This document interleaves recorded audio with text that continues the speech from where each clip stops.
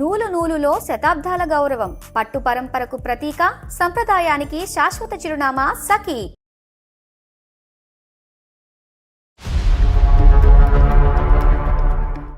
టాలెంటే నాకు పెద్ద బాధ అయిపోయిందండి. మళ్ళీ చాలా జాబ్స్ చేశారండి. టీచర్ గా చేశారు, ఫ్యాకల్టీగా చేశారు, ఐటీలో చేశారు, బ్యాంక్ లో కూడా చేశారు. అదేనమ్మా, బ్యాటింగ్, బౌలింగ్, ఫీల్డింగ్. కానీ ఎందులో ఒక స్థిరత్వం ఉండదు. ఆల్ రౌండర్ కానీ ఎందులోనూ ఉండదు. బతికితే కింగ్ లాగా బతకాలి. అతను కింగ్ అన్నాడా, మిమ్మల్ని క్వీన్ అని కూడా అన్నాడమ్మా? ఆయన కింగ్ అంటే ఇంకా ఆటోమేటిక్ గా నేను క్వీనే కదా సార్. అబ్బా, సినిమా నిజం అవలేదనా మీ అభిప్రాయం? పోస్టర్ కూడా అవ్వలేదు సార్ నాది. అయ్యో, 40 lakhs అప్పు ఉంది సార్. ఓహో, 40 లక్షలు అప్ప అమ్మా. మనోడికి స్పీడ్ ఉంటది కానీ ఆలోచన ఉండదు. ఇప్పుడు ఈ 3 years లో అది మించి పోషించి 60 lakhs వరకు చేశారు సార్. ఇప్పుడు అది నీకు ఇచ్చే గిఫ్ట్. మూవీస్ వల్ల జరుగుతాయి, ఒక రోజులో కోటీశ్వర్లు అవ్వడం రియల్ లైఫ్ లో కాదు అని చెప్తున్నా. అర్థం కావడం లేదు. ఈ రోజు బయటకి వెళ్ళి ఇంటికి వస్తే ఈ రోజు ఏం బిజినెస్ ఐడియా చెప్తాడు, దానికి ఎంత డబ్బులు అడుగుతాడు అని నా గుండె మామూలుగా కొట్టుకోవట్లేదండి. సైన్ పెట్టమన్నాడు, నేను సైన్ పెట్టేశాను. ఇంకా కంచాలు గిన్నెలు ఒకటే మిగిలి ఉన్నాయి ఇంట్లో, అవి కూడా వెళ్ళిపోతాయి ఇంకొంత తొందరలో. అమ్మా, పాత సామాన్ అమ్ముతాం అని ఇతను అవి కూడా పట్టుకెళ్ళిపోతాడు. అంటే నాకు తెలియలేదు అనుకుంటున్నావా? వాళ్ళకంటే నాకు ఎక్కువ తెలియదు. నువ్వు నమ్మడం లేదు. నాకు ఖచ్చితంగా మమ్మల్ని అడిగేటట్టున్నాడు మా అప్పు. అదే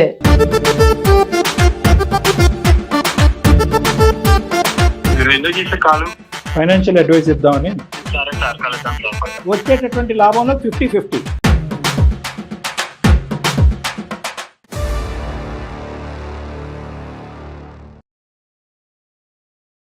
సుమన్ టీవీ అందమైన జీవితం కార్యక్రమానికి స్వాగతం. ప్రస్తుతం మనతో పాటున్నారు ప్రముఖ సైక్రటిస్ట్ డాక్టర్ కళ్యాణ్ చక్రవర్తి గారు. డాక్టర్ గారు నమస్తే. నమస్తే మేడం. ఇదేంటంటే ఎపిసోడ్ ఒక విచిత్రమైంది. అయ్యో, భర్తకేమో ఏవో ఆశలు, ఈమెమో నార్మల్ గా నడవాలి అనుకునే పరిస్థితి.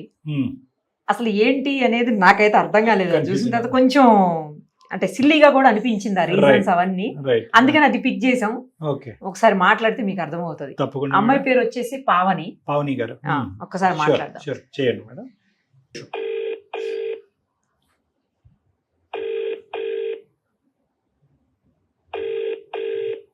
హలో, పావని గారేనండి?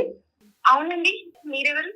నేను నిరుపమ, సుమన్ టీవీ నుంచి కాల్ చేస్తున్నానమ్మా. మీరు అందమైన జీవితం కార్యక్రమానికి మెయిల్ చేశారు, గుర్తుందా?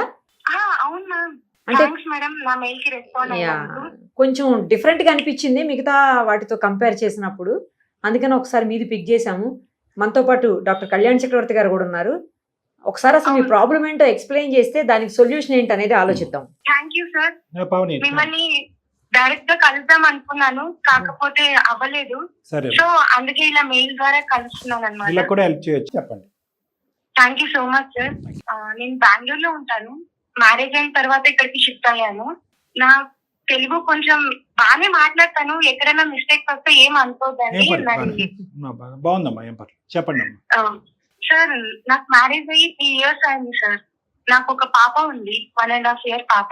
మా హస్బెండ్ గురించి ఎలా చెప్పాలో కూడా నాకు అర్థం కావడం లేదు.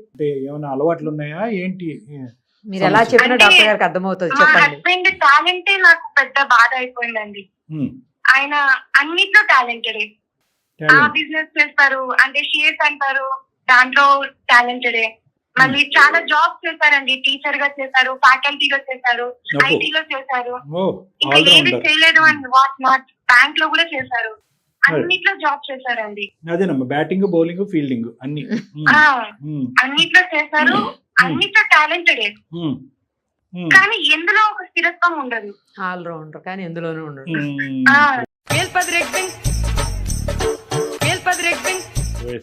పెళ్లికి ముందు అంటే ఆయన చెప్పింది విని నేను పొంగిపోయి, ఇంకా నన్ను ఎంత బాగా చూసుకుంటాడో, ఇంకా నా లైఫ్ ఎలా ఉంటుందో. అంటే ఎప్పుడు ఇదే ఒక మాట చెప్తాడు సార్, బతికితే కింగ్ లాగా బతకాలి, లగ్జీరియస్ గా బతకాలి, నీకు నువ్వు అలా ఇలా చూసుకోనని ఏమేమో చెప్పాడు సార్. అతను కింగ్ అన్నాడా, మిమ్మల్ని క్వీన్ అని కూడా అన్నాడమ్మా? ఆయన కింద అంటే ఇంకా ఆటోమేటిక్ గా నేను క్లీనే కదా సార్. అబ్బా మంచి బాగా వేశారు. ఎవరికి వాళ్ళు ప్యాలెస్ కట్టుకున్నారా? అది అంటూ అంటూనే నేను ఏం చేశాడో కూడా నాకు అర్థం కావడం లేదు. చెప్పమ్మా, సారీ, జోక్స్ అపార్ట్. నేను అనేది ఏంటంటే ఆ విధంగా నిన్ను అందులో ఎక్కించాడు, ఓకేనమ్మా, ఒక సినిమా చూపెట్టాడు, కానీ ఆ సినిమా నిజం అవ్వలేదనా మీ అభిప్రాయం? పోస్టర్ కూడా అవ్వలేదు సార్ నాది. అయ్యో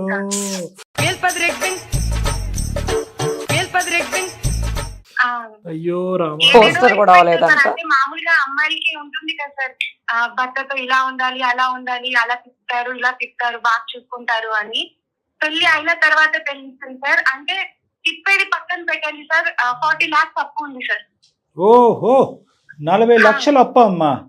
40 లక్షలు అప్పు సార్. అది కూడా నాకు పెళ్లి అయిన తర్వాత తెలిసింది. అంటే పెళ్లికి ముందే ఉందా అప్పు? ఏంటి పెళ్లి అయిన అంటే పెళ్లికి ముందే అప్పు చేశారంట. అంటే బిజినెస్ ఆ షేర్స్ లో పెట్టి దాంట్లో దీంట్లో పెట్టి అలా పోగొట్టుకున్నారంట. ఓహో, ఓకే. మనోడికి స్పీడ్ ఉంటది కానీ ఆలోచన ఉండదు. ఇప్పుడు ఈ 3 years లో అది పెంచి పోషించి 60 lakhs వరకు చేశారు సార్. ఇప్పుడు అది నీకు ఇచ్చే గిఫ్ట్. మీరేమైనా చేస్తారా? నేను ఇంతకు ముందు వరకు జాబ్ చేసేదాన్ని సార్. అంటే పెద్ద జాబ్ ఏం కాదు, చిన్న జాబ్ చేసేదాన్ని. బట్ ఇప్పుడు చిన్న పాప కాబట్టి నేను జాబ్ మానేస్తాను. సరే, అప్పుడైనా తనకి ఏమైనా కొంచెమన్నా బుద్ధి వస్తుందేమో అనుకుంటే అప్పుడు కూడా కాదు సార్. పెళ్ళైన కొత్తలో చిన్న చిన్న మూవీకి వెళ్ళాలి అంటే కూడా మామూలు దేనికైనా క్యాబ్ లో వెళ్ళిపోవచ్చు కదా అంటే, కాదు అలా ఎలా వెళ్తాను, చీప్ గా ఆలోచిస్తున్నావు, అలా ఆలోచించకూడదు, లగ్జరీస్ గా ఆలోచించాలి, మంచి ఏసీ బుక్ చేయాలి, మంచి మంచి థియేటర్స్ లో వెళ్ళాలి, అలా ఎలా అని చెప్పారు. అంటే మా ఆయన ఎంత బాగా చూసుకుంటున్నాడు అని పొంగిపోయాను, కానీ తర్వాత తెలిసింది ఇదంతా అప్పు చేసి తీసుకొస్తున్నాడు అని. ఇతని అకౌంట్ స్టేట్మెంట్ చూసావమ్మా? నీకు రియాలిటీ ఎప్పుడు అర్థమైంది? నేను కూడా పెద్దగా పట్టించుకోలేదు, ఎందుకంటే అట్లా పెళ్ళైన కొత్తలోనే అంత ఐడియా ఎవరికి రాదు కదా ఇవన్నీ చూసుకోవాలి అని. పెళ్ళైన తర్వాత ఎంతకాలం తర్వాత ఇతను ఏమి తీసుకురాలేదు, పెద్ద అప్పు అనేది మాత్రం తీసుకొచ్చాడన్నది నీకు ఎప్పుడు తెలిసిందమ్మా? పాప పుట్టిన తర్వాత తెలిసింది. అంతకు ముందు వరకు నాకేం తెలీదు. హ్యాపీ లైఫ్ అనుకున్నాను. బాగా తిప్పుతున్నాడు, టూర్స్ అవి ఇవి ట్రావెల్స్ అంటున్నారు, బాగుంది లైఫ్ అని ఇంట్లో కూడా గర్వంగా చెప్పుకునేదాన్ని. మా హస్బెండ్ చాలా బాగా చూసుకుంటున్నారు అని. నన్ను గోల్డ్ అడుగుతున్నారు అనమాట. ఎందుకండి గోల్డ్ అంటే ఇక్కడ బిజినెస్ చేస్తున్నాం అని అడిగాడు. అంటే ఆయన తెలివైన వాడే కదా, చాలా నాలెడ్జ్ ఉన్నవాడు, ఏం చేస్తాడులే అనుకున్నాను. కాకపోతే ఏం చేశాడంటే నాది ఒక ప్రాపర్టీ ఉండేది, అది కూడా అమ్మేశాడు. ఇప్పుడు గోల్డ్ కూడా కొంచెం తీసుకెళ్లి అది కూడా అమ్మేశాడు. తాకట్టు పెట్టావమ్మా? కొన్ని తాకట్టు పెట్టానని చెప్తున్నారు సార్, కొన్ని ఏమో అమ్మేశాను అంటున్నారు. అది కూడా క్లారిటీ లేదు. అడిగితే కూడా నీకెందుకు, దాన్ని నేను ఇంకా 1000 రెట్లు చేస్తాను, ఇంకా ఎక్కువ చేస్తాను అని చెప్తున్నారు. ఊరికే కబుర్లు చెప్తాడు. అది రియాలిటీలో రండి, అది అలా జరగదు. మూవీస్ లో అలా జరుగుతాయి, ఒక్క రోజులో కోటీశ్వర్లు అవ్వడం, రియల్ లైఫ్ లో కాదు అని చెప్తున్నారు. అర్థం కావడం లేదు. ఇప్పటికీ ఆ కాన్ఫిడెన్స్ ఉందా? అయ్యో, ఇప్పుడు కూడా అదే చెప్తున్నారు సార్. ఇప్పుడు ఇంకా గోల్డ్ ఉంది, అది ఇచ్చేస్తే దాన్ని పెట్టి షేర్స్ కొంటాను. ఇప్పుడు షేర్స్ చాలా హైవేలో వస్తాయి, 60 కోట్లు అవుతుంది, ఈజీగా తీరిపోతాయి, కోట్లలో వస్తాయని చెప్తున్నారు. కోట్లలో వస్తారావు, కోట్లలో అప్పు అవుతుంది. ఏం చెప్తారంటే, సరే అండి ఇప్పుడు పాప కూడా పుట్టింది కదా, ఏదైనా ఇల్లు తీసుకుందాము అంటే, అరే చిన్న చిన్న అపార్ట్మెంట్స్ ఎందుకు, మనం విల్లాలు తీసుకోవాలి, మన పాపని ఒక లగ్జరియస్ లైఫ్ ఇవ్వాలి, మన పేరెంట్స్, మీ పేరెంట్స్, మా పేరెంట్స్ ఏమి ఎప్పుడు చూడు లో క్లాస్ లెవెల్లో ఉంటారు, మనం అలా ఉండొద్దు, హై క్లాస్ లెవెల్లో ఉండాలి అని చెప్తారు. సరే, ఇప్పుడు మీరు తప్పు చేశారు కదా, వాళ్ళతో అన్నా చెప్దాము అంటే, లేదు అప్పు గురించి చెప్తే మాత్రం నేను సూసైడ్ చేసుకుంటా, వాళ్ళకి తెలియకూడదు అని అంటారు. సరే, వాళ్ళకి తెలియకుండా మనం ఎలా తీరుస్తాము అంటే, నువ్వు ఇప్పుడు బంగారం ఉంది కదా, నువ్వు ఇచ్చేయి, నేను వెంటనే అవి షేర్స్ లో పెట్టి దేనిలో పెట్టాలో నాకు బాగా తెలుసు, నీకు వెంటనే కోట్ల రూపాయలు నేను తీసుకొస్తాను, వెంటనే విల్లాలు కొనేస్తాను, ఇట్లా మాటలు చెప్తున్నారండి. ఇవన్నీ అయ్యే కథేనా? చూడండి, మీరున్న ఇంటికి కూడా ఇప్పుడు సేల్ బోర్డు పెడతాడు తొందరలోనే.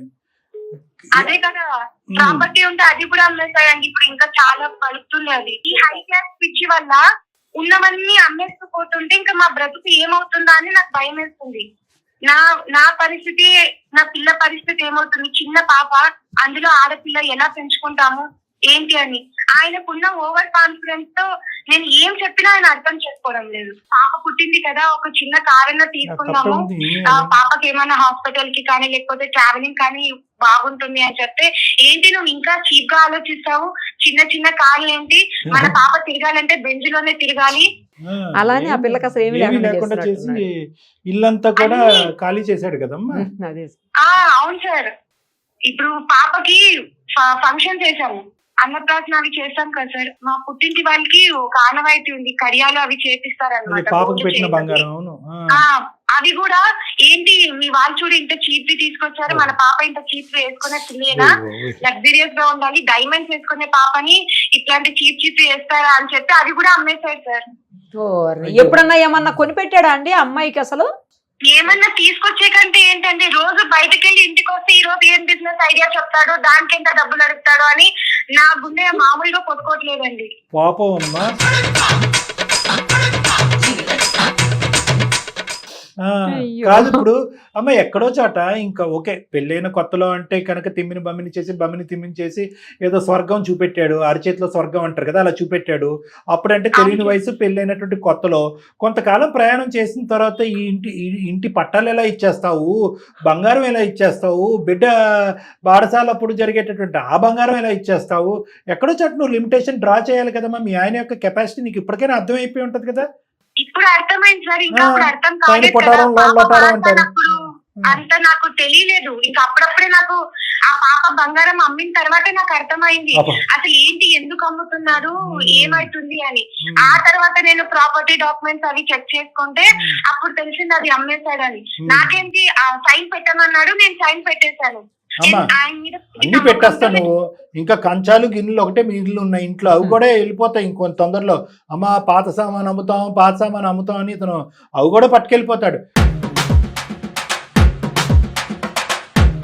అదేదో సినిమాలో మార్కెట్ లో చొక్కలు చూపిస్తాడు. బ్రహ్మానందం సినిమా ఇప్పుడు ఉంటుంది అదే కదా సార్ నా భయం అందులో అవుతుంది. డైరెక్టర్, ఇప్పుడు బయటకు హీరో, వెళ్తాం హీరోయిన్ సార్, కూడా. ఏం చూస్తామో ఏమో నాకు తెలీదు. ఇంటికి వచ్చిన వెంటనే కొత్త బిజినెస్ ఐడియా అంటాడు. ఏవో అంతర్రాష్ట్రీయాల గురించి, వాళ్ళ గొడవల గురించి, వీళ్ళ గొడవల గురించి చెప్తారు. అరే మన ఇంట్లో ఏం జరుగుతుంది, నువ్వు ఏం అమ్మేస్తున్నావు, పిల్ల భవిష్యత్తు ఏంటి, మన భవిష్యత్తు ఏంటి అంటే అరే నువ్వు దాని గురించి ఎందుకు ఆలోచిస్తావు, నాకు అన్ని ఆలోచనలు ఉన్నాయి, నువ్వు ఫస్ట్ బంగారం ఇవి చాలు. సరే అత్తమామతో మాట్లాడదామా అని చెప్తే వాళ్ళేమో మేము ఇవ్వాల్సింది మేము ఇచ్చేసాము, మాకు ఉన్నారు ఇంకా 2 పిల్లలు ఉన్నారు, వాళ్ళకు కూడా ఇవ్వాలి కదా, మీ ఆయన్ని నువ్వే నచ్చ చెప్పుకో, నువ్వే మార్చుకో అని చెప్తున్నారు. మా అమ్మా నాన్నకి చెప్తాము అంటే వాళ్ళు అలానే అంటున్నారు, నీ భర్త నువ్వే మార్చుకోవాలి. అయ్యో అందరు నిన్ను అది పెళ్లి చేసి పంపించేసాము అంటే అడిగాను సార్, మధ్యలో ఒక 5 లక్షలు 10 లక్షలు అడిగాను, వాళ్ళు పంపించారు పాపం. మరి వాళ్ళు అది నేను రిటర్న్ కూడా ఇవ్వలేకపోయాను. మళ్ళీ రివర్స్ లో అడుగుతుంటే వాళ్ళైనా ఏం చెప్తారు, ఇంకా నాకు చెల్లెలు కూడా ఉంది, వాళ్ళ మ్యారేజ్ చేసుకోవాలి, వాళ్ళు పెద్దోళ్ళు అయిపోయారు. అంటే ఎవరైనా కూడా ఎలా చూస్తారంటేనమ్మా దురదృష్టం పావని, నిన్ను బాగా సుఖపెట్టడం గురించే కదా మీ ఆయన ఎంత కష్టపడుతున్నాడు అని అంటాడు. ఎందుకంటే మిగతా అన్ని అంశాల్లో మంచోడే, మీకు ఎక్కడ తక్కువ చేయలేదు, బహుశా ఎక్కువ చేద్దాం అనే ఉద్దేశంతో ఉన్నదానికంటే ఇంకా తక్కువ చేస్తున్నాడు, అది వేరే విషయం. కానీ ప్రపంచాన్ని అందరికీ ఎలా కనిపిస్తాడు ఇతను గొప్ప మాటలు, ఇతను చూస్తే కనుక అబ్బా ఎంత ఇంటిలో పది ఉంటాడు, ఇతను ఎంత గొప్ప మనిషి, పిల్లల గురించి భార్య గురించి తప్ప ఇంకో ఆలోచన లేదు అన్నట్టుగా సమాజం అనుకుంటూ ఉంటుంది. సరే ఎంతవరకు బాగా అర్థమైందమ్మా, ఇతనికి ఉన్నది ఒక పెద్ద షాప్ ఏదన్నా ఉందంటే మీకు మీ కుటుంబానికి ఇతను ఓవర్ కాన్ఫిడెన్స్ అనేది పెద్ద షాప్ అని మనం అనుకోవాలి. ఎందుకు ఈమెయిల్ పంపించారు? ఆయన చెప్తే అర్థం కావడం లేదు సార్, నేను చాలా రకాలుగా చెప్పాను, ఆయన అలా రియాలిటీలో కాదండి, కావాలి. ఇలా అండి. అంతే. అందుకే మిమ్మల్ని నేను పర్సనల్ గా కూడా కలవాలి అనుకున్నాను. అంటే ఆయన గురించి చెప్పి, అంటే ఇప్పుడు ఏదైనా కౌన్సిలింగ్ అన్నా అలా కాదు, మీరు పలానా వ్యక్తిని కలిస్తే మీకు ఏమైనా తెలుస్తాయి అని చెప్పినా, అంటే నాకు తెలియలేదు అనుకుంటున్నావా, వాళ్ళకంటే నాకు ఎక్కువ తెలివి ఉంది, నువ్వు నమ్మడం లేదు, అందరు నమ్ముతారు నన్ను, నువ్వు నమ్మడం లేదు అంటారు. నాకు ఖచ్చితంగా మమ్మల్ని అడిగేటట్టున్నాడు మా అప్పు. అదే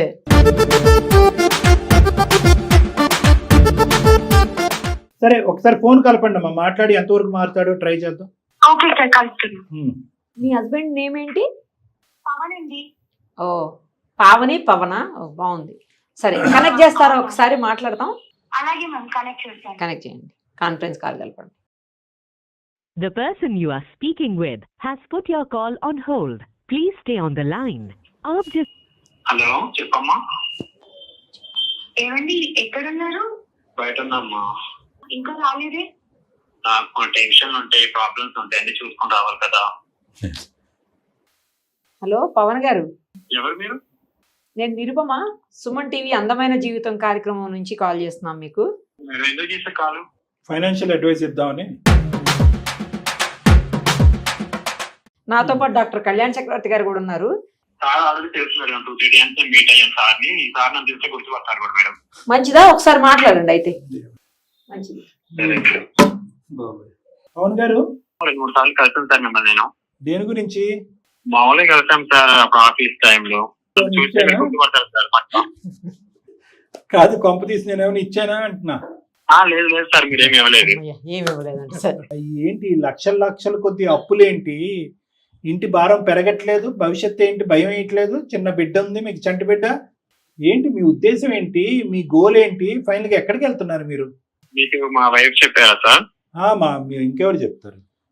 మీ ఆవిడే చెప్పింది. ఆవిడ తనకి ఎలా ఉండాలి ఎలా బతకాలి ఏం తెలియదు సార్. మన బతికే సార్, మన రేంజ్ మనకి అన్ని ఒక లెవెల్ ఉండాలి కదా సార్. అదేలే, మన మినిమం రేంజ్ రోవర్లే. కాదు, నేను చెప్పేది ఏంటంటే ఎలా ఏంటి ఇప్పుడు ప్రస్తుతానికి ఎన్ని రేంజ్ రోవర్లు ఉన్నాయి, మీ రేంజ్ ఏంటో ఒకసారి మాకు చెప్పండి. మాటలేనా చేతలు ఏమైనా ఉన్నాయా? మాటలేనా అంటే టైం రావాలి సార్ దేనికైనా. మనం అనుకుంటే అయిపోదు కదా.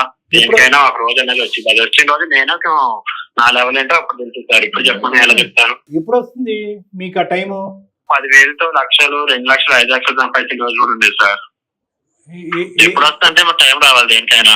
కాదు, ఏం చేశారు ఆ డబ్బులు రావడానికి? ఆయన గురించి చెప్పలేదు సార్, వేరే వాళ్ళ గురించి చెప్తున్నాడు ఆయన. ఎంత ఉందండి అప్పు? ఎంత ఉంది అప్పు? అంటే అది ఏం లేదు సార్, జస్ట్ 30 lakhs 40 lakhs ఉంది అంతే. కాదు, మీ క్వాలిఫికేషన్ ఏంటి sir? BTech complete sir. BTech complete అయింది. ఏం చేస్తూ ఉంటారు? అవును సార్, బిజినెస్ ప్లాన్ చేస్తున్నా సార్. ఈ 30,000కి 40,000కి మనకు సెట్ అవ్వదు సార్. చాలా జాబులు చేశాను సార్ నేను. ఈ 34,000 మనకి ఎటు సరిపోతుంది సార్? ఇది ఇంటికి ఒక రోజు పబ్కి లేదా ఒక రోజు ఫ్రెండ్స్ తో రెస్టారెంట్ కి వెళ్తేనే 10,000 అయిపోతుంది సార్. వచ్చే 30,000లో ఇంకేం ఉంది సార్? 40,000 మళ్ళీ ఎత్తుకోవాలి. మీకేం తెలుసు సార్, మీరు డాక్టర్లు సార్, మీకంటే అట్లా వస్తాయి. మేము కూడా మీలా బతకాలి అనుకుంటాం కదా. నేను నా క్వాలిఫికేషన్ తగ్గట్టు నేను నా వృత్తి ధర్మాన్ని నిర్వహిస్తున్నాను, దానికి సంపాదిస్తున్నాను. నీ క్వాలిఫికేషన్ ప్రకారం నువ్వు ఆ ధర్మాన్ని నిర్వర్తించవచ్చు కదా. నువ్వెందుకు ఈ ఆకాశానికి నిచ్చినట్టు ఏంటి? చదివితేమో సార్, తెలివితేటలు ఉండాలి మనకి. తెలివితేటలు ఉంటే చదువు లేని వాళ్ళు కూడా ఎంత రేంజ్ లో లేదు. నాకు ఆ తెలివితేటలు బాగానే ఉన్నాయి సార్. ఇప్పుడు ఉన్నటువంటి పరిస్థితుల్లో నిన్న ఈ రోజుల్లో నువ్వేం పని చేసావు? చాలా ఆలోచన ఇప్పుడు బిజినెస్ మీదే ఉంది సార్. బిజినెస్ ప్లానింగ్ లో చెప్పానా సార్ మీకు? తొందరపడి ఏది చేయడా, ఆయన ఆలోచించి చేస్తాడని చెప్పానా చెప్పలేదు? ఆలోచించి అందరి జీవితాలు చింపేస్తున్నాడు మేడం. అలా కాదు, ఇప్పుడు ప్రజెంట్ మీ వైఫ్ యొక్క బాధ మీకు అర్థమైందా? ఆవిడ బంగారం ఏమైంది? వినండి, ఇంటికి సంబంధించినటువంటి డాక్యుమెంట్స్ నేను ఎప్పుడైనా నేను నాకంటే ఇంకా 5 రేంజ్ లో తన్నే నా బిడ్డని చూసుకోవాలని అనుకుంటా కదా సార్. అదే అనుకోవటం వరకే, జరిగేది ఎప్పుడు అనేది ఆవిడ వెయిట్ చేస్తున్నారు. టైం రావాలి సార్. ఇప్పుడు నా టైం బ్యాడ్ నడుస్తుంది. రేపు అన్న రోజు నా రేంజ్ వేరే ఉంది సార్. నీ టైం పిచ్చి తగలే. నేను చెప్పేది వినయ్యా స్వామి, బంగారం ఏమైంది? డాక్యుమెంట్స్ ఏమైంది? బిడ్డకు సంబంధించినటువంటి బంగారం ఏమైంది? పుట్టిన తర్వాత బిడ్డకు పెద్దలు పెట్టినటువంటి బంగారం ఏమైంది? భార్య మెడలో ఉండవలసిన బంగారం ఏమైంది? ఈ ఉన్నటువంటి ఒకే ఒక సొత్తు ఆ ఇల్లు ఏమైంది? నీకు రియాలిటీ అర్థం కావట్లేదా? మొత్తం పడవ సింక్ అయిపోతుంది. ఈ అప్పులో ఇంటి మీదకి రావట్లేదా? అప్పు ఎలా తీర్చాలనుకుంటున్నావు? లాభాలు నష్టాల సంగతి పక్కన పెట్టండి. నీదేదన్నా నువ్వు సంపాదించింది నువ్వు తీసుకెళ్లే అప్పు, నువ్వు ఏదైనా వ్యాపారం చేసుకుంటే అది వేరే విషయం. రేపటి రోజు ఎలా బతుకుతావు? ఆ అమ్మాయి ఒంటి మీద ఉన్నటువంటి బంగారం రేపు ఎలా తీసుకొస్తావు? వాళ్ళ అమ్మ నాన్న వచ్చి నిన్ను ప్రశ్నిస్తే ఏంటి పరిస్థితి? సార్ బిజినెస్ అంటే ఇన్వెస్ట్మెంట్స్ పెట్టాలి కదా సార్. ఈ రోజు పెడితేనే కదా మనకి రేపు లాభాలు వచ్చేది. ఈ రోజు 1,00,000 పెడితే కదా రేపు 2 లక్షలు వచ్చేది. ఇది భారీ బంగారం. ఇప్పుడు వచ్చి ఒకసారైనా అసలు తీసుకొచ్చావా? లాభం మాట, లగ్జరీ మాట తర్వాత మాట్లాడుతున్నా. ఇప్పుడు నా టైం బ్యాడ్ నడుస్తుంది. ఫైనల్ గా ఇప్పటికైనా ఒక గమ్యం ఉందా? ఒక మార్గం ఉందా? ఆవిడకి తెలియదు అని అంటున్నావు. నా దగ్గరకు ఒక 2-3 సార్లు వచ్చాను అంటున్నావు. ఎందుకు వచ్చావు కూడా నాకు తెలియదు. ఇన్వెస్ట్మెంట్ గురించే వచ్చుంటావు. నా అదృష్టం బాండి నీకు డబ్బులు ఇవ్వలేదు. వచ్చుంటాలే. అర్థం చేసుకోవట్లేదు సార్ మీరు కూడా. మా వైఫ్ అంటే చెప్పు, ఆవిడకి అర్థం కాదు. ఆవిడకి అర్థం వాళ్ళు, మా అమ్మమ్మ వాళ్ళు, మా నాయనమ్మ వాళ్ళు, మా తాతయ్య వాళ్ళు ఎలా బతకాలి, నేను ఎలా బతకాలంటే నా వల్ల కాదు సార్. నా రేంజ్ నా లెవెల్ అంతా వేరులో ఉండాలనుకుంటుంది సార్. నా పిల్లలు కూడా నా అలా బతకాలని అనుకోవట్లేదు. వాళ్ళు హై రేంజ్ లో ఉండాలి. చాలా పిచ్చి ముదిరింది బాగా సార్. ఈ అబ్బాయి 3 సార్లు కదా సార్, 30 సార్లు రావాలి మీ దగ్గరికి కౌన్సిలింగ్ కి. ఏం చేద్దాం అమ్మా? నేను నిన్నే అడుగుతున్నా. ఎందుకంటే హై రేంజ్ అని చెప్పి అసలు రేంజ్ అనేది లేకుండా చేస్తున్నారు. అమ్మా అదే కదా ఈ ప్రాబ్లమ్. ఈ డబ్బులకు సంబంధించింది, వ్యాపారకు సంబంధించినటువంటి రేంజే కాదు. ఎవరి మాట వినకూడదు అనేది కూడా ఒక రేంజ్. ఇప్పుడు ఎంత ఖర్చు పెట్టినా అదే సార్. ఎంత ఖర్చు పెట్టినా ఎన్ని అప్పులు తీసుకొచ్చినా అప్పుల్లో ఊబిలో కూరుకుపోయినా ఎవరన్నా ఒక మాట వింటాము అనేటటువంటి ఆలోచనతో వస్తే వాళ్ళకి కౌన్సిలింగ్ చేయొచ్చు, వాళ్ళ తలరాత మార్చొచ్చు. కానీ ఇతను అసలు వినేటట్టే లేదు కదా. మీరంతా సార్ మీకే తెలియదు, మీకు ఆలోచన లేదని మనలే అంటున్నప్పుడు ఎవరు మాత్రం ఏం కౌన్సిలింగ్ చేయగలరు? నీ దగ్గర ఉన్నవి అన్నీ ఇచ్చేసావు, బంగారం ఇచ్చావు, ఆస్తి ఇచ్చేసావు, అన్నీ ఇచ్చేసావు. మీ అమ్మ నాన్నలు ఏమంటారు? ఇప్పుడు అక్కడ లెక్క తేల్చుకోవాలి ఇది. ఆయన నువ్వు ఫిక్స్ దాను ఏంటి, నేను ఏదన్నా నీతో మాట్లాడదు కదా, వాళ్ళకి వీళ్ళకి చెప్తున్నాను. కోసమే చేశా అంటున్నారు, నా కోసం మీకు 60 తప్పు చేశారు, ఇంకా చేశానంటే ఇంకెన్ని లక్షలు. అదే నేను 10 లక్షలు 60 కాదు, ₹1,00,00,000 నేను తిరుగుతా కదా, నీకు ఎందుకు బాధ? ఆ కెపాసిటీ నాకు ఉంది, ఆ టాలెంట్ నాకు ఉంది. నువ్వు ఎప్పుడు కళ్ళగంటం అనేటటువంటిది ఆపేటట్టు లేవు. కానీ నా దగ్గర ఒక మంచి బిజినెస్ ఐడియా ఉంది, వస్తావా నా దగ్గరకు ఒకసారి కలవటానికి? క్లినిక్ వస్తావా? బిజినెస్ ఒక మంచి బిజినెస్ ప్లాన్ ఉంది. ఒకసారి ఫోన్ లో చెప్పడం అనేది కష్టం, ఒకసారి డైరెక్ట్ గా వస్తే మన ఇద్దరం డిస్కస్. నాదేం బిజినెస్ ఏముంటాయి సార్, వస్తాను, మీరు అవకాశం ఇస్తానని తప్పకుండా వస్తాను. వస్తావు కదా? బిజినెస్ ఏముంటది? ఇప్పుడు నీ దగ్గర ఏమి ఉండకపోయినా నేను కొన్ని ఐడియాస్ చెప్తాను. ఓకే, నేను ఐడియాస్ చెప్తే కనుక అవి ఎంతవరకు నువ్వు ఆచరించగలవు, ఎంత పెట్టుబడి అవుతుంది అనేది చెప్తాను. ఆ పెట్టుబడి ఎలా తీసుకురావాలనేది కూడా నేను చెప్తాను. ఫస్ట్ నువ్వు నా దగ్గరికి అయితే రా. సరే సార్, కలుద్దాం సార్. వచ్చేటటువంటి లాభంలో 50-50. నీకు పిచ్చికిచ్చి అంటూ ఏమీ లేదు. నేనైతే కనుక నా బిజినెస్ ఐడియాస్ నీకు చెప్తాను. ఆ బిజినెస్ ఐడియాస్ వినటానికి గురించి నా దగ్గరికి రా. ఓకేనా? నువ్వు అర్జెంటుగా ఫోన్ పెట్టేసి మీ ఆవిడకి చాలా బుద్ధి చెప్పాలి. మేము ఆవిడకి బుద్ధి లేకుండా మాకు ఎందుకు ఈమెయిల్ పంపించిందో ఒకసారి అడగాలి. నువ్వు ఫోన్ పెట్టేసాను. Okay, bye. ఈ అడ్డుదారిలో వెళ్తే కానీ మేము అతన్ని పట్టుకోలేము అనేది మాకు అర్థమైందమ్మా. ఎందుకంటే 1000 అబద్ధాలు ఆడానన్నా ఒక పెళ్లి చేయమన్నారు. ఒక అబద్ధం ఆడైనా కూడా ఒక పిచ్చిని కుదర్చాలి అంటే కనుక తప్పట్లేదు. కాబట్టి అతనికి నిజంగా మానసిక పరిస్థితి బాగాలేదు, దురదృష్టం. అంటే మీరు అనొచ్చు, ఏమండి మానసిక పరిస్థితి బాగాలేని వాళ్ళు బీటెక్లు చేస్తారా, మానసిక పరిస్థితులు బాగాలేనటువంటి వాళ్ళు బిజినెస్లు చేస్తారని చెప్పి. అది వేరు. ఈ లెక్కలేనితనము, ఈ వెచ్చలివిడిగా ఖర్చులు పెట్టాలు, అప్పు చేసి పప్పు కూడు కాదు కదా, ఇంటెల్లిపాది అందరినీ నట్టేట్టు ముంచేసేటటువంటి ఈ రోజు 60 లక్షలు కాదమ్మా, ఇది ఎక్కడికన్నా పోవచ్చు. ఇంకొకటి కూడా చెప్తున్నాను, ఇది కేవలం అప్పులు అనే అంశం ఒకటే కాదు. ఎవరన్నా కూడా ఆ అప్పు తీసుకున్నటువంటి వ్యక్తులు కోపగించి ఇతని మీద ఏమన్నా దాడి చేయొచ్చు, ఇంటికి రావచ్చు, కేసులు పెట్టచ్చు, ఇంటి పరువు రోడ్డు మీద వేయచ్చు, మీ అందరి పరువు పోవచ్చు. ఇంకా ఆ పరిస్థితి వరకు రాలేదు కాబట్టి ఈ రోజు కాస్త నవ్వుకుంటూ కాస్త సీరియస్గా మనం మాట్లాడుకున్నాం. నేను అతని ఫోన్ మీద కౌన్సిలింగ్ చేసేటటువంటి ప్రయత్నం కూడా ఎందుకు చేయలేదు అంటే కనుక, ఇందాక నేను చెప్పాను కదా, అతను ఒక ఆకాశంలో ఉన్నాడు, మనకంటే 10 మెట్ల హైట్లో ఉన్నాడు. అతను ఊహించుకోవటం, కలలు గంటం అనేటువంటి పనిలోనే ఉన్నాడు. కానీ ఇప్పటికీ కూడా రియాలిటీలోకి రాలేదు. అతనికి అర్జెంటుగా ఇన్ క్లినిక్ ట్రీట్మెంట్, కౌన్సిలింగ్ అవసరం. చాలా ఎపిసోడ్స్లో ఇప్పటి వరకు నేను ఏంటంటే 95% to 98% మేము ఫోన్ కాల్ మీద ఈ ఇష్యూని రిజాల్వ్ చేసి మిగతా ఒక 5-10% క్లినిక్ హాస్పిటల్లో రిజాల్వ్ చేయడానికి ట్రై చేస్తాం. కానీ ఇతనిది అలా లేదు. ఒక 2 to 3% మన ఫోన్ కాల్ మీద జరుగుతుంది. అది కూడా అబద్ధం ఆడి అతను నా క్లినిక్ సెటప్లోకి రప్పించుకోవటానికి. ఆ క్లినిక్ సెటప్లోకి వచ్చిన తర్వాత కూడా అతనితో నేను స్టార్టింగ్లో business ideas, hospital, medical field గురించే మాట్లాడిన తర్వాత స్లోగా అతనితో నేను ఫ్రెండ్షిప్ చేస్తాను. అంటే ఒక స్నేహితుడిగా మారిన తర్వాత అతనికి నా మీద ఒక నమ్మకం వచ్చిన తర్వాత అతన్ని కౌన్సిలింగ్ అండ్ ట్రీట్మెంట్ లూప్లోకి లాగుతాను. అది నా యొక్క టాలెంట్, నా స్కిల్, అది నేను చూసుకుంటాను. నువ్వైతే మాత్రం అతనికి గుర్తు చేయి, డాక్టర్ గారు చెప్పారు కదా ఏదో బిజినెస్ ఐడియాస్ ఉన్నాయంట కదా, ఆ స్థాయి వ్యక్తి చెప్పాడు అంటే ఖచ్చితంగా అందులో నిజం ఉండుంటుంది అని చెప్పి నమ్మించి నా దగ్గరికి తీసుకొచ్చేటటువంటి ప్రయత్నం చేయమ్మా.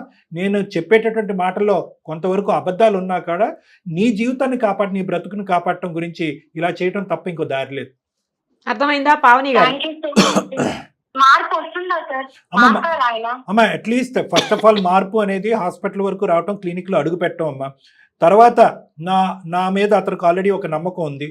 ఇంతకుముందు కూడా 1-2-3 సార్లు ఏదో కారణం మీద నా దగ్గరకు వచ్చాడంట. సో నేనంటే ఒక గౌరవం ఉంది, ఒక ఆలోచన ఉంది. కాబట్టి ఫస్ట్ ఆ నమ్మకాన్ని మనం జాగ్రత్తగా ఎలా వాడుకుంటాం, ఒక కౌన్సిలింగ్ వరకు కానీ లేదంటే ఒక మెడికల్ ట్రీట్మెంట్ వరకు ఎలా తీసుకెళ్తాననేది కొంతవరకు నేను ఆలోచించుకోవాలి.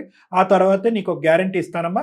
పైపెచ్చి నీకు ఇంకో మాట కూడా చెప్తున్నాను, ఒకప్పుడు నా వంతు ప్రయత్నం నేను చేసిన తర్వాత కూడా అతనిలో మార్పు రాలేదు అనుకుంటే నీ బిడ్డ భవిష్యత్తు, నీ భవిష్యత్తు నువ్వు ఆలోచించుకోవాల్సినటువంటి ఆవశ్యకత ఉందమ్మా. ఎందుకంటే నువ్వు సర్వస్వం అతనికి ఇచ్చేసావు. ఈరోజు నీ దగ్గర అంటూ ఏమీ లేదు. చదువుకున్న దానివైనా కూడా పెళ్లి గురించి ఉద్యోగం కూడా వదిలేసావు, నువ్వు ఏకాకి అయిపోయావు. ఇంకా రానున్న రోజుల్లో ఈ వ్యక్తి ఇదే మొండితనం ఇదే వైఖరిని చూపెడితే కనుక నువ్వు పెద్దలతో డిస్కస్ చేసి, ఒకప్పుడు డాక్టర్ చేసిన ప్రయత్నం కూడా ఫలించలేదు, నేను ఎలాగా నా జీవితం ఎలాగా అని చెప్పి మీ పెద్దల యొక్క సలహా తీసుకుని నువ్వు బయటపడటం మంచిదమ్మా. అదంతా తర్వాత కానీ ఫస్ట్ అయితే సార్ దగ్గరికి వచ్చిన తర్వాత అప్పుడు ఏం చేయాలని డిసైడ్ చేయొచ్చు పావని గారు. ఇక్కడ ఏంటంటే ఈ మాత్రం మనం ఎందుకు మాట్లాడుతున్నాం అంటే అమ్మా, మనిషి పిచ్చి పిచ్చిగా మాట్లాడి పిచ్చి ఇన్వెస్ట్మెంట్స్ చేసినా కూడా వ్యక్తి మంచోడు. ఇప్పటికి కూడా భార్య పిల్లలు కుటుంబ శ్రేయస్ కోరుకుంటున్నాడు, మీ సుఖ సంతోషాలు కోరుకుంటున్నాడు, మీ శ్రేయస్ కోరుకుంటున్నాడు. చాలా ఇష్టం ఉంది. సో ఆ ఒక్క కరెక్ట్ వద్దమ్మా, వదలొద్దు. ఆ బిహేవియర్ అలా ఉంది కాబట్టి 600 100 ఒక్కసారి కాకపోయినా 100 సార్లైనా ప్రయత్నం చేసి అతని మానసిక పరిస్థితి మార్చేటటువంటి పూర్తి స్థాయి ప్రయత్నం నేనైతే చేస్తానమ్మా. నాకున్నటువంటి అనుభవంతో అది ఖచ్చితంగా జరుగుతుందని నేను అనుకుంటున్నాను. నువ్వైతే మాత్రం నువ్వు చేయవలసింది ఏంటంటే అతనికి ఇది ఒకసారి ఈ అపాయింట్మెంట్ గురించి, నా కౌన్సిలింగ్ గురించి గుర్తు చేయి. ఒకప్పుడు నేను మళ్ళీ రాను అని చెప్పి ప్లేట్ ఫిరాయిస్తే కనుక నిరుపమా మేడం గారు మా మేనేజర్స్ యొక్క నెంబర్ ఇస్తారు. మా మేనేజర్స్ రిపీటెడ్గా ఫోన్ చేసి సార్ వెయిట్ చేస్తున్నారు అని చెప్తారు. ఆటోమేటిక్గా అతను రప్పించుకునేటటువంటి ప్రయత్నం చేస్తారు. అర్థమైందా పావని గారు? అలాగే మేడం, అర్థమైంది. నేను ఖచ్చితంగా పంపిస్తాను మేడం. ఈ ప్రోగ్రామ్ లో చూసాను నేను, చాలా మంది సొల్యూషన్స్ మీ వల్లనే దొరికాయి. అలాగే నా ప్రాబ్లమ్స్ కూడా సొల్యూషన్ మీ వల్లే దొరకాలి. తప్పకుండా 100% అమ్మా, అవుతుంది. నేను ఇస్తున్నాను కదా గ్యారంటీ, 100% అవుతుంది. బాయ్ అమ్మా, బాయ్ తల్లి, బాయ్ అమ్మా. మొత్తానికి కాదు సార్, ఇట్లా రకరకాల ఇలా కూడా ఆలోచించేటోళ్ళు ఉంటారా అంటే వీళ్ళందరినీ ఏమంటారంటే వీళ్ళందరూ ప్లానర్స్ మేడం. మీరు చూసుకుంటే ప్లానర్స్ అని కూడా అనడం కానీ అత్యుత్సాహంగా విపరీతంగా ఊహాజనకమైనటువంటి లోకంలో ఉండేటటువంటి మనస్తత్వం. ఏవైతే కనుక మన ఎవరికి ప్రమాదం ఉండదు కానీ వాళ్ళకి ఇబ్బంది, వాళ్ళకి ప్రమాదం, అందరికీ ప్రమాదమే మేడం. ఈవెంచువల్లీ ఇప్పుడు ఈ అమ్మాయికి ప్రమాదం లేదు, ఆ అమ్మాయి ఇప్పుడు భవిష్యత్తు ఆగమ గోచరం, బిడ్డున్నాడు, భవిష్యత్తు లేదు కానీ అప్పు మాత్రం తండాలుగా ఉంది, భయంకరంగా ఉంది. అంటే వీళ్ళు ఏంటంటే ఎక్కడో చోట ఇన్ఫ్లుయెన్స్ అవుతారు మేడం. ఎవరో 1-2 ఎగ్జాంపుల్స్ ఉంటాయి చూడండి, చదువుకోకుండా ఎక్కడో స్థాయికి వెళ్ళిపోయినటువంటి వాళ్ళు, ఒక లాటరీ టికెట్ తో 100 కోట్లు సంపాదించినటువంటి వాళ్ళు, ఏమీ లేకుండా ఈజీగా ట్రేడ్స్ షేరింగ్ లో సంపాదించేసేటటువంటి వాళ్ళు అని వీళ్ళ యొక్క ఉన్న సైకాలజీ ఏంటంటే డబ్బుల మీద విపరీతమైనటువంటి ఆశ ఉంటుంది, డబ్బుల మీద లెక్కలేనితనం అనేది కూడా ఉంటుంది. పెట్టుబడి పెట్టేస్తే కనుక ఆటోమేటిక్గా లక్షల కోట్లు అవుతాయి అనేటటువంటి ఆలోచనలో ఉంటుంది. రిస్క్ యాక్సెప్ట్ చేయరు, ఎప్పుడు లాభం వైపే ప్రాఫిట్ వైపే చూస్తూ ఉంటారు. ప్రతి దాంట్లో ప్రాఫిట్ ఉన్నదని దిగుతారు, ఏమాత్రం చిన్న రిస్క్ చూసినా కూడా అక్కడి నుంచి పారిపోయి ఇంకో చోటుకి వెళ్ళిపోతూ ఉంటారు. అక్కడ మళ్ళీ రిస్క్ కనిపిస్తే ఇంకో చోట జంప్ చేస్తారు. అందుగురించి ఇందాక అమ్మాయి మల్టీ టాలెంటెడ్ అండి, కానీ ఏ ఒక్క టాలెంట్ లేదు. రూపాయి పెట్టి తిండి కొని ఆ రూపాయితో ఆనందంగా ఉన్నటువంటి రోజు లేదు. Jack of all trades master of none అని ఒక సామెత ఉంది, ఒక ఇంగ్లీష్ సామెత. వాడు అన్నిట్లో నిష్ణాతుడే కానీ ఏ ఒక్క దాంట్లోనే గెలవడం ఆ type. Right sir, thank you so much.